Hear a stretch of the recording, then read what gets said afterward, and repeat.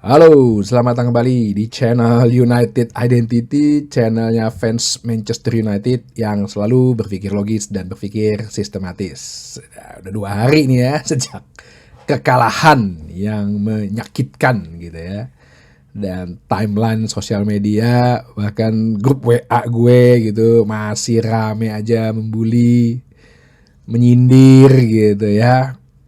Ya itulah, kalau udah kalah ya kalah gitu ya, siap-siap aja sampai 2 minggu ke depan ya. Beginilah menjadi fans Manchester United gitu loh. Masa banyak sih udah ada yang pesimis mengatakan proses apa gitu kan ya. Proses itu kan ada yang cepat, ada yang lambat, tapi namanya proses gitu loh ya. Fans kesabarannya sampai di titik mana gitu. Terus ada yang udah ya, beberapa akun fanbase katanya, atau orang-orang yang mengaku fans, atau orang-orang yang bener fans tapi gaya ngomongnya, gaya bicaranya, pemikirannya mungkin tidak seperti fans gitu. Yang udah bilang ya pemecatan lah segala macem. Akun United Identity kan dibentuk untuk mengajak atau mencoba agar fans United berpikir logis dan sistematis gitu, tidak mudah tergembosi, tidak mudah terpengaruhi, tidak mudah apa ya ya, karena ini orang followernya banyak, ini orang ada di channel yang besar di YouTube Indonesia atau gimana sepak bola, terus apa yang dia ngomong kayaknya bener gitu. Nah ya seperti itulah United Identity yang harus muncul gitu ya. Itu hak pribadi gua sebagai fans Manchester United, di mana Manchester United memberikan kebahagiaan buat gua dan banyak orang. Dan banyak orang mungkin yang nggak bisa speak up untuk hal-hal seperti ini, seperti yang gue lakukan. Ya gue coba leading gitu untuk, berpikir logis dan sistematis dong gitu. Jadi kemarin semalam lah ya, akhirnya ada satu statement dari Chief Executive Manchester United Omar Berada yang mengatakan bahwa, ini juga dikutip oleh Fabrizio Romano, bahwa Erik ten Hag has our full backing. Jadi Erik ten Hag di backup, didukung sepenuhnya. Dan yang dimana kita sudah bekerja sama dalam transfer window kemarin, itu salah satu bentuk contoh Erik ten Hag di backup. Dan kita akan terus meneruskan kerjasama ini secara dekat dengan dia dan membantu dia untuk mencapai hasil bagi tim. Jadi menurut gue ini PR yang bagus ya, public relation yang bagus kepada media, agar nggak terjadi misuh-misuh gitu ya dengan akun-akun, entahlah akun mana gitu, entah media-media yang memang sengaja gitu ya yang menggembosin. Tapi ini dari CEO-nya langsung ya. Lo mau bilang itu lip service segala macam, itu pikiran buruk lo lah, terserah gitu ya. Tapi kalau lo selalu bersikap positif, berpikir positif bahwa ini udah keluar dari internalnya Manchester United yang legitimate, yang sah gitu, ya udah, berarti Erik ten Hag tidak akan dilakukan pemecatan tetap. Karena gue meyakinin bahwa dalam setiap organisasi, jika output atau hasilnya ada yang kurang baik gitu ya, bukan berarti salah ya, kurang baik atau kurang sesuai, tidak sesuai, pasti ada sesuatu yang di dalamnya, prosesnya atau inputnya yang harus diperbaikin gitu. Apakah bisa jadi ada perbedaan pendapat gitu loh, perbedaan filosofi yang mesti sama-sama diluruskan dulu nih dalam satu meeting, satu rapat. Mungkin jalannya ada yang berbeda ya, disatukan lagi nih. Gue sih berpendapat gini, bisa jadi Ineos ini kan apa ya, organisasi sepak bola gitu ya, organisasi olahraga yang baru nih muncul. Sebenarnya hitungannya baru kan, dia baru 10 tahun terakhir atau 5 tahun terakhir gitu, yang dimana dia setelah mengembangkan klub sepeda, klub lari maraton Inggris, F1, terus sekarang dia ke sepak bola, mulai dari Nice sekarang ke MU. Dan dimana organisasi mereka sendiri sebetulnya mungkin punya filosofi gitu, dengan science footballnya gitu loh, dengan data-datanya gitu. Bisa jadi mereka setelah mengambil dalam arti sebagai operator Manchester United yang dimana ownernya masih si Glazer, mereka sepertinya menginginkan gaya main Manchester United itu dengan possession football. Karena gue juga diingat juga, itu kan gue pernah bahas ya mengenai artikel Laurie Whitwell yang mengatakan waktu Ten Hag direkrut itu 3 tugas dia. 1, menguasai dressing room. 2, meraih trofi. Dan 3, bermain menyerang seperti Ajax. Nah, cuman dalam prakteknya gitu loh ya. Dalam prakteknya sepertinya agak susah mungkin bermain dengan possession football ala Ajax. Gue pernah bahas secara DNA United itu bermain lepas, freedom football, bahkan dari zamannya akademi mungkin udah begitu. Nah ini yang dilihat Ten Hag bahwa nggak bisa gue mainin sepak bola Ajax. Ya dia tahu dong, lu yang expert memainkan itu. Ketika lo kayak gini, lu bawa mobil sedan, dia biasa bawa mobil sedan di jalan yang mulus gitu. Terus abis itu dia jago bawa mobil itu. Terus dia bawa jalan yang off-road, kan nggak bisa. Nah mungkin Ten Hag melihat seperti itu, nggak bisa nih. Ya gue expert mengenai Ajax style. Manchester United nggak bisa gitu loh. Dan dia kan dari awal bilang sebenarnya, ya ini sebenarnya MU tuh mainnya untuk reactive football gitu loh. Tahun pertama dengan reactive football, tapi banyak fans bilang gameplaynya apa sih? Nah ini yang gue kadang-kadang suka bingung, fans nggak ngerti bola, nggak paham bola, apa nggak pernah nonton bola. Musim kedua dengan banyak cedera, akhirnya dengan gameplay direct ball. Tapi fans masih bertanya-tanya lagi, ini main gameplaynya apa sih? Sekarang di awal musim ini bermain dengan possession football. Banyak fans masih nanya-nanya, ini gameplaynya apa sih? Lu nggak ngerti bola, nggak pernah nonton bola, apa nggak paham bola, apa sok tahu tentang bola ya? Itu yang gue pertanyakan nih buat orang-orang nih. Kalau lu lihat, selama 3 pertandingan terakhir possession football kita menang loh.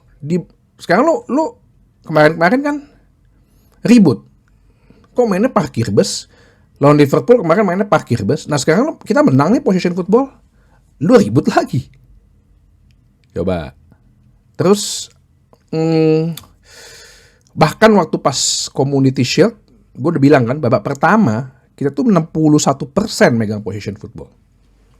Nah, jadi gue bilang nih ada perbedaan cara pandang untuk menjalankan strategi di lapangan ini yang mesti nanti akan diluruskan gitu.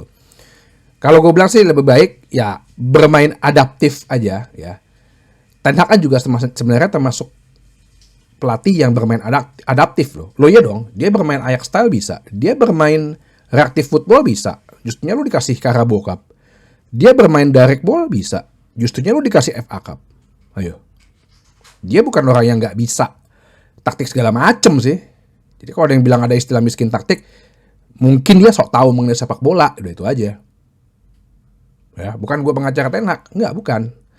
Jadi United Identity tetap berkukuh bahwa kita bukan akun yang sedikit-sedikit bilang pecat gitu ya, selalu yang mengambil jalan pintas, enggak. Tapi gue juga bukan seorang pengacara Ten Hag, karena gue mengkritisi Ten Hag dalam hal ini adalah urusan mencetak gol. Sebenarnya kan kalau strateginya apapun ya, mau reactive football, mau direct ball, mau parkir bus, mau possession football, mau gegenpressing, sebenarnya kan intinya mencetak gol kan. Cuman kan ini permasalahan mencetak gol udah 18 bulan kita sulit. 3 pertandingan ini aja kalau mau dihitung 4, kita itu baru mencetak 3 gol. Iya dong. Nah, ini yang gue kritisi dari Ten Hag. Kenapa? Padahal kita udah ambil Ruud van Nistelrooy nih sebagai pelatih tim penyerang yang kalau beberapa kali gue lihat di situsnya MU, video-videonya, bahkan pernah gue sharing juga apa yang dibawa oleh Ruud van Nistelrooy ke tim penyerang Manchester United, bahwa dia pengen di bawah 2 menit penyerangan, di mana bergerak cepat mengambil posisi di mana tidak banyak sentuhan ketika masuk dalam kotak penalti, itu belum terlihat. Bahkan ketika memasuki sepertiga lapangan, itu selalu mentok kalau nggak bingung.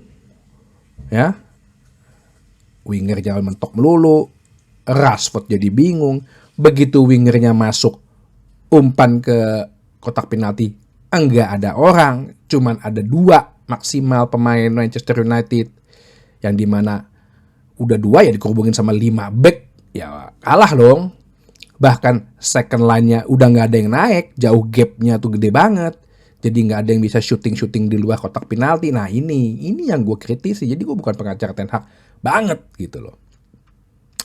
Jadi dengan ini ya gue lihat bahwa harus ada rembukan dulu nih. Ya biar strategi kedepannya nih masih ada 35 pertandingan lagi untuk Liga ya.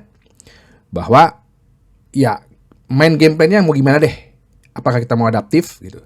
Kayak kemarin aja gue lihat ya waktu pas lawan Liverpool tuh Casemiro tuh kayak masih nanya-nanya gitu sama Lisandro Martinez sama De Ligt gitu. Apa dia masih bingung? Tampaknya sih pemain kebingungan gitu loh. Ya gue sih sebenarnya strategi apapun bisa apa aja asal mencetak golnya dapet gitu loh. Itu yang gua kritisi ya dari. Kalau hal ini nggak bisa ya sulit. Karena jujur kalau udah kita ketinggalan, kita sepertinya timnya mentalnya cepet jatuh gitu loh. Ya kayak zaman dulu. Kalau zaman dulu kan ketinggalan kita bilang pasti kesusul nih gitu kan. Ini kayaknya agak sulit untuk bangkit lagi. Gue belum pernah ngeliat ya comeback yang bener-bener ini kecuali waktu lawan Liverpool ya, FA Cup perempat final. Terus dengan statement ini ya lu juga bisa bilang bahwa lu lupain deh pemikiran-pemikiran ganti pelatih. Sekarang udah mulai banyak tuh. Nagelsmann lah ya. Menurut lo Nagelsmann bisa nguasain dressing room? Di Bayern Munchen aja dia nggak bisa nguasain dressing room. Di Jerman aja juga dia biasa-biasa aja prestasinya. Cuma sampai semifinal ya kemarin ya. Nah. Terus ada yang komen lagi begini. Tuh Arne Slot 3 game aja udah bisa nge gameplaynya. Makanya gue bilang lu nonton sepak bolanya, lu ngerti, paham sepak bola atau nggak ngerti, atau sosok ngerti. Kalau lu ngeliat strateginya Arne Slot itu gegen pressing. Arne Slot sendiri pun ngomong, bicara.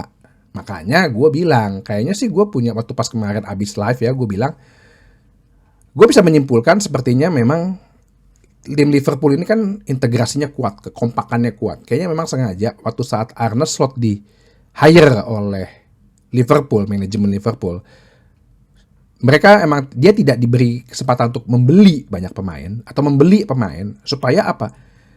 Kesatuan tim, pondasi tim yang udah dibangun Jurgen Klopp selama 9 tahun itu tetap terjaga.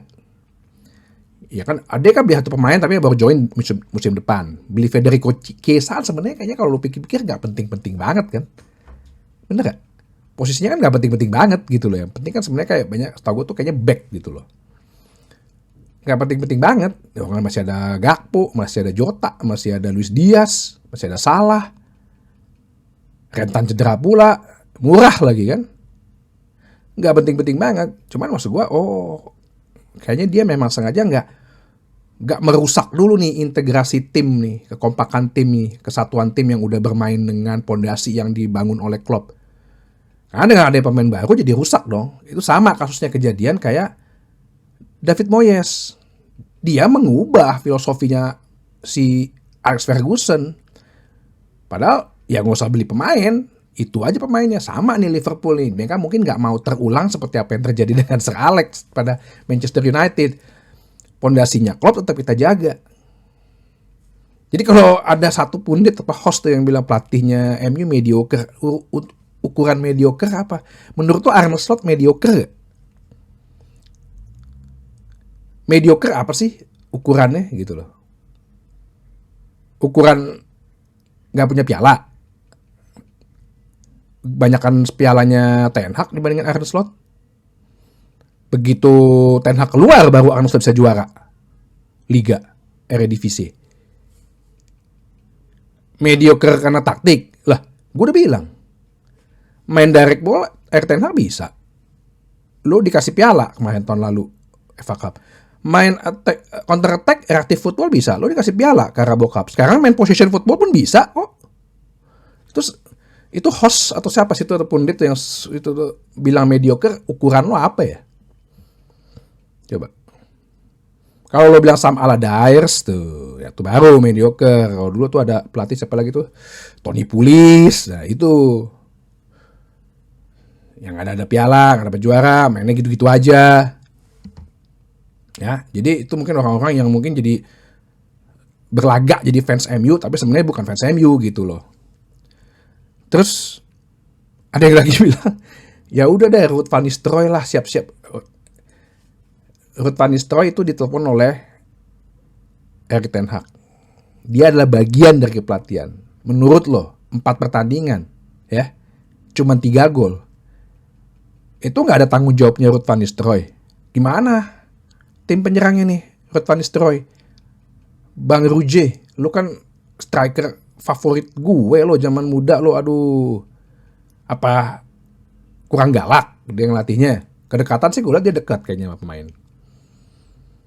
Dari mana lo tahu Ruud van Nistelrooy? Lu kan cuman emosi sesaat, seakan-akan kalau lo switch button itu keadaan menjadi baik gitu loh. Ya. Psikologis lo mengatakan seperti itu. Kalau ada sesuatu yang baru switch, itu seakan-akan pikiran lo mengatakan bahwa itu akan menjadi lebih baik gitu. Padahal lo harus tahu juga Ruud van Nistelrooy pun ikut andil dalam strategi ini. Kenapa nggak bisa nyetak gol banyak, cuma 3 gol dalam 4 pertandingan? Nah, coba deh lo pikirkan apakah benar Ruud van Nistelrooy di hire ya, mungkin di hire-nya Ruud van Nistelrooy ya seperti gue bilang supaya Ten Hag bisa ada pengimbang ya, bukan seperti si Michael van der Gaag yang oke aja gitu sama si Ten Hag gitu. Cuman dengan adanya Ruud van Nistelrooy, dengan adanya Rene Hake, yang sebenarnya orangnya sama-sama keras loh, tiga-tiganya ini keras. Tapi bisa jadi ada nggak satu komando doang gitu, bukan hanya satu ide doang gitu, satu keinginan doang, tapi banyak keinginan bisa dirembukin. Nah mana? Cuman kalau lo bilang Ruud van Nistelrooy lah pelatihnya, jadi juga ikut andil dalam strategi ini yang katanya lo berantakan ini, gitu ya. Jadi gue melihat bahwa ini bagus, PR yang bagus ya, supaya menenangkan juga, supaya nggak ada yang misuh-misuh lagi bahwa CEO dalam hal ini Ineos manajemen tetap percaya pada Ten Hag. Ya sekarang tergantung nih fans-fansnya ini. Kalau gue sih backup terus. Kan gue udah bilang 10 pertandingan gue lihat. Kekalahan tuh bisa aja terjadi. Seperti yang gue pernah bilang kan. Gameplaynya jalan nggak? Gameplaynya jalan kok. Precision football. Main kok 52%. Tapi apa? Ada individual error. Itu kan yang kita nggak tahu. Individual error, keputusan wasit kontroversial. Cuman itu satu yang selalu masih gue kritisi. Kenapa barisan penyerangnya belum bisa mencetak gol? Ya. Jadi itu aja bahasan kali ini. Sampai jumpa lagi di bahasan berikutnya di channel United Identity, channelnya fans Manchester United yang selalu berpikir logis, berpikir sistematis. Terima kasih.